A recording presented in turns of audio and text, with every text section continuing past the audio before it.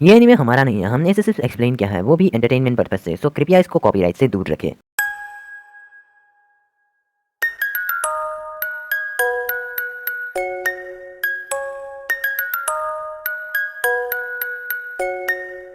तो पिछले एपिसोड में हमने देखा, पिछले नहीं एपिसोड 80 में हमने देखा रॉकली अपनी मेडिकल कंडीशन को लेकर बहुत दुखी होता है और हम देखते हैं रॉकली के पास्ट के बारे में कि कैसे वो इतनी मेहनत करता था। के बाद हम देखते हैं कि लेडी सुनाडे फाइनली रॉकली का इलाज ढूंढ लेती है, जिसके बाद वो ऑफिशियली लीव विलेज की होकागे बन जाती है और हमें पता चलता है कि रॉकली भी अपनी सर्जरी के लिए मान जाता है।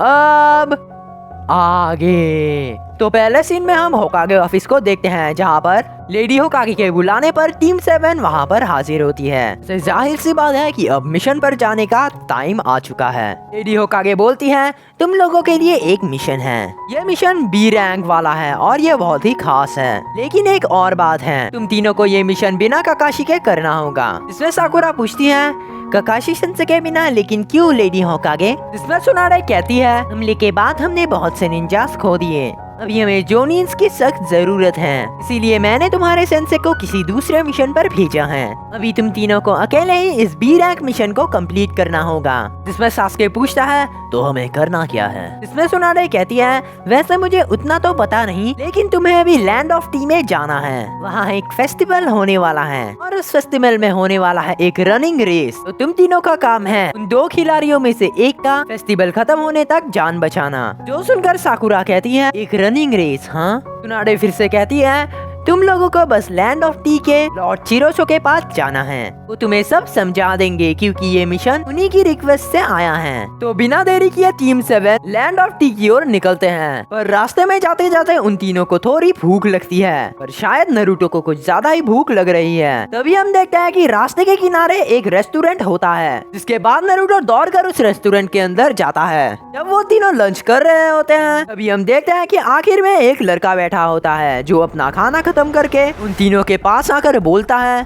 तुम निंजास की जिंदगी बड़ी ही आरामदायक होती है ना? इसमें नारुतो कहता है, क्या कहा तुमने? वो फिर से कहता है, लगता है तुम तीनों के विलेज में कोई हमला नहीं हुआ है, मैं समझता हूँ। नारुतो कहता है, बहुत हो गया तेरा। अभी उस लड़के की नजर साकुरा पर पड़ती है। वो बोलता है, हे गॉर्जियस, माफ करना मैंने तुम्हें देखा नहीं था, तुम बहुत ही खूबसूरत हो। मैं साकुरा घबरा के और शर्मा के बोलती है, तुम्हारा शुक्रिया। इसमें वो पागल लड़का कहता है, मेरा नाम है इदाते मोरिनो, तुम्हारा नाम क्या है? की बातें सुनकर नरूटो का दिमाग बिल्कुल खराब हो जाता है, लेकिन साकुरा शर्मा रही होती है। तभी नरूटो चिल्लाकर बोलता है, अबे तू यहाँ से जा क्यों नहीं रहा? इसमें वो बोलता है, मैं तो बस मजाक कर रहा था बेवकूफ, लेकिन तुम निंजास बिल्कुल बकवास हो, समझे? तुम लोग जहाँ से आए हो वहाँ वापस चले जाओ। जिसमें नरूटो कहता है, मैं समझ गया, तुम मुझसे पिटना चाहते हो, है ना? जिसमें साकुरा कहती है, नरूटो शांत हो जाओ। जिसमें सास्के कहता है, हाँ नरूटो, इसे इग्नोर करो बस। जिसमें नरूटो कहता है, सास्के तुमने सुना नहीं इसने क्या कहा? उसने हमें बकवास कहा। सास्के को ये बोलने के बाद जब नरूटो उस लड़के की ओर देखता है, तो नरूटो देखता है कि वो लड़का उस जगह पर है ही नहीं। उसकी स्पीड को देखकर नरूटो और साकुरा के साथ ही सास्के को भी हैरानी हो जाती है। उसके बाद जब वो तीनों अपना लंच खत्म करते हैं, तो वो देखते हैं कि उनका बिल थोड़ा सा ज्यादा आया है। तभी वो औरत बताती है कि वो लड़का जो इन लोगों से बात करके अभी अभी गया था, वो इन तीनों का दोस्त है और उसके खाने का बिल ये तीन चुकाएंगे। तो सुनकर वो तीनों परेशान हो जाते हैं। फिर सीन चेंज होता है और हम देखते हैं कि वो लड़का इदाते बड़ी ही तेजी से भाग रहा होता है, पर तभी उसका पैर एक डाली पर जोर से टकराता है, जिससे उसका पैर फिसलकर वो एक कम गहरी खाई में गिर जाता है और एक पेड़ की डाली में अजीब ही तरह से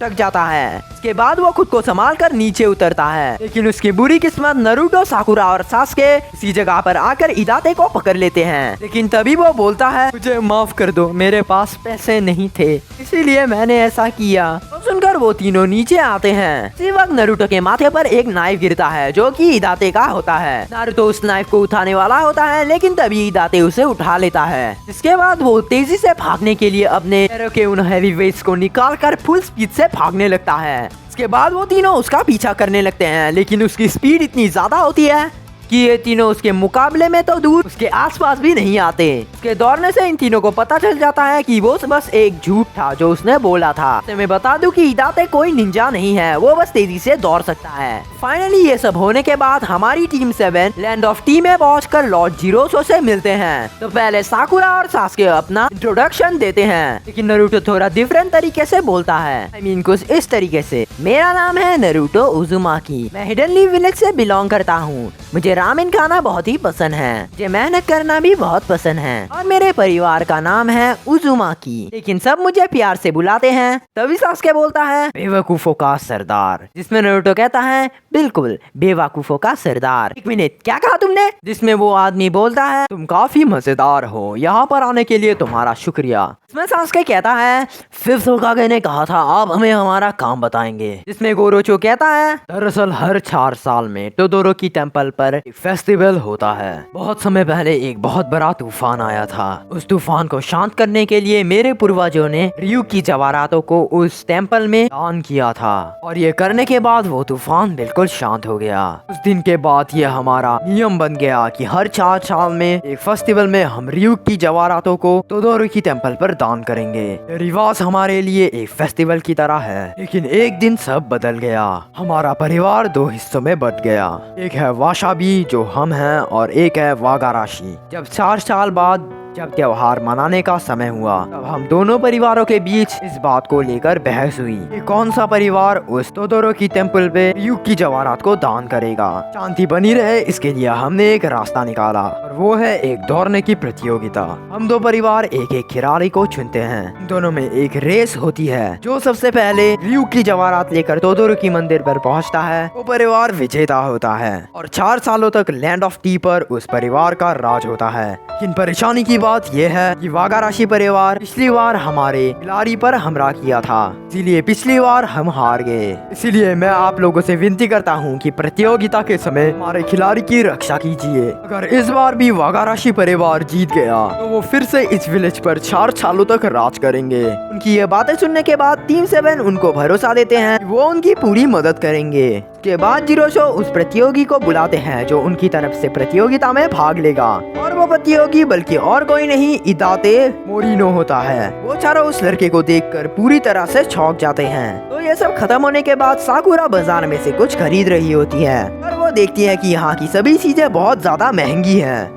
जब 4 साल पहले यहाँ पर वागाराशी परिवार ने विलेज पर राज करना शुरू किया था, तब से लेकर अभी तक यहाँ के सभी चीजों पर उन लोगों ने बहुत ज्यादा चार्ज लगाए हैं, जिसके वजह से वहाँ के लोग कुछ ज्यादा ही परेशानी में हैं। जिसके वजह से साकुरा और सास्के ये तय करते हैं कि वो किसी भी तरह से इस मिशन को पूरा करके ही रहेंगे। तो उसके अगले दिन फाइनली फेस्टिवल शुरू होता है, और अभी भी हिदाते और नारुतो एक दूसरे से छिड़ते हैं। इसके बाद दौड़ने की प्रतियोगिता शुरू होती है। दोनों परिवारों के अपने अपने खिलाड़ी पोजीशन लेने लगते हैं, और जब उन दोनों को शुरू करने का इशारा मिलता है, हिदाते और वो दूसरा खिलाड़ी पूरी तेजी से दौड़ते हैं। लेकिन तभी टीम 7 देखते हैं कि हिदाते सीधा जाने के बजाय अपना रास्ता मोड़कर दूसरी तरफ से जाने लगता है। ये देखकर वो तीनों हैरान हो जाते हैं, और उसके साथ वो तीनों उसका पीछा करते हैं। इसके बाद इस एपिसोड की एक्सप्लेनेशन खत्म हो जाती है। तो वीडियो पसंद आए तो लाइक करना, चैनल को सब्सक्राइब करके बेल आइकन को जरूर हिट कर देना, ताकि हमारी ऐसी वीडियो तुम्हें और मिले। तो तब तक के लिए कहने को है